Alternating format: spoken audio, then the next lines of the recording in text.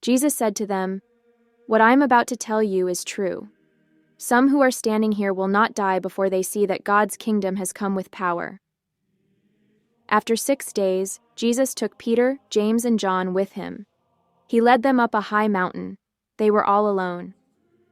There in front of them, his appearance was changed. His clothes became so white they shone. They were whiter than anyone in the world could bleach them. Elijah and Moses appeared in front of Jesus and his disciples. The two of them were talking with Jesus. Peter said to Jesus, "Rabbi, it is good for us to be here.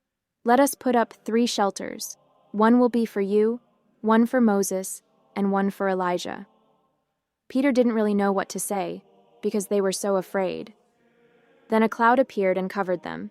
A voice came from the cloud. It said, "This is my son and I love him. Listen to him." They looked around.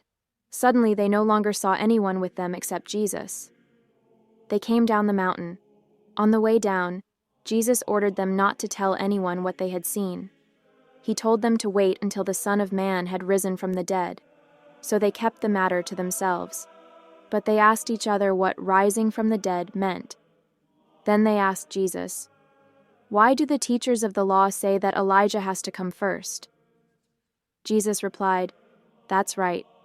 Elijah does come first. He makes all things new again. So why is it written that the Son of Man must suffer much and not be accepted? I tell you, Elijah has come. They have done to him everything they wanted to do. They did it just as it is written about him." When Jesus and those who were with him came to the other disciples, they saw a large crowd around them. The teachers of the law were arguing with them. When all the people saw Jesus, they were filled with wonder, and they ran to greet him. "What are you arguing with them about?" Jesus asked. A man in the crowd answered, "Teacher," he said, "I brought you my son. He is controlled by an evil spirit. Because of this, my son can't speak anymore. When the spirit takes hold of him, it throws him to the ground. He foams at the mouth, he grinds his teeth, and his body becomes stiff. I asked your disciples to drive out the spirit, but they couldn't do it." "You unbelieving people," Jesus replied. "How long do I have to stay with you? How long do I have to put up with you? Bring the boy to me." So they brought him.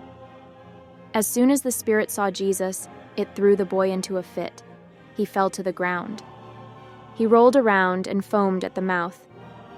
Jesus asked the boy's father, "How long has he been like this?" "Since he was a child," he answered. "The spirit has often thrown him into fire or water to kill him. But if you can do anything, take pity on us. Please help us." "If you can," said Jesus, "everything is possible for the one who believes." Right away, the boy's father cried out, "I do believe. Help me overcome my unbelief." Jesus saw that a crowd was running over to see what was happening. Then he ordered the evil spirit to leave the boy. "You spirit that makes him unable to hear and speak," he said, "I command you, come out of him. Never enter him again." The spirit screamed. It shook the boy wildly. Then it came out of him. The boy looked so lifeless that many people said, "He's dead." But Jesus took him by the hand. He lifted the boy to his feet, and the boy stood up. Jesus went indoors. Then his disciples asked him in private, "Why couldn't we drive out the evil spirit?" He replied, "This kind can come out only by prayer." They left that place and passed through Galilee. Jesus did not want anyone to know where they were. That was because he was teaching his disciples. He said to them, "The Son of Man is going to be handed over to men. They will kill him. After 3 days he will rise from the dead." But they didn't understand what he meant, and they were afraid to ask him about it. Jesus and his disciples came to a house in Capernaum. There he asked them, "What were you arguing about on the road?" But they kept quiet. On the way, they had argued about which one of them was the most important person. Jesus sat down and called for the 12 disciples to come to him. Then he said, "Anyone who wants to be first must be the very last. They must be the servant of everyone." Jesus took a little child and had the child stand among them. Then he took the child in his arms. He said to them, Anyone who welcomes one of these little children in my name welcomes me, and anyone who welcomes me also welcomes the one who sent me." "Teacher," said John, "we saw someone driving out demons in your name. We told him to stop, because he was not one of us." "Do not stop him," Jesus said. "For no one who does a miracle in my name can in the next moment say anything bad about me. Anyone who is not against us is for us. What I'm about to tell you is true. Suppose someone gives you a cup of water in my name because you belong to the Messiah. That person will certainly not go without a reward. What if someone leads one of these little ones who believe in me to sin?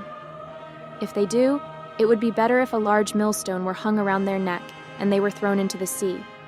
If your hand causes you to sin, cut it off.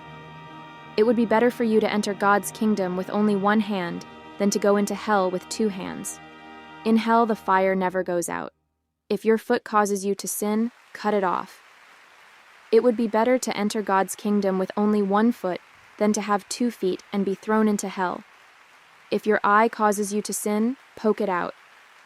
It would be better for you to enter God's kingdom with only one eye than to have 2 eyes and be thrown into hell. In hell, the worms that eat them do not die. The fire is not put out. Everyone will be salted with fire. Salt is good, but suppose it loses its saltiness. How can you make it salty again? Have salt among yourselves, and be at peace with each other.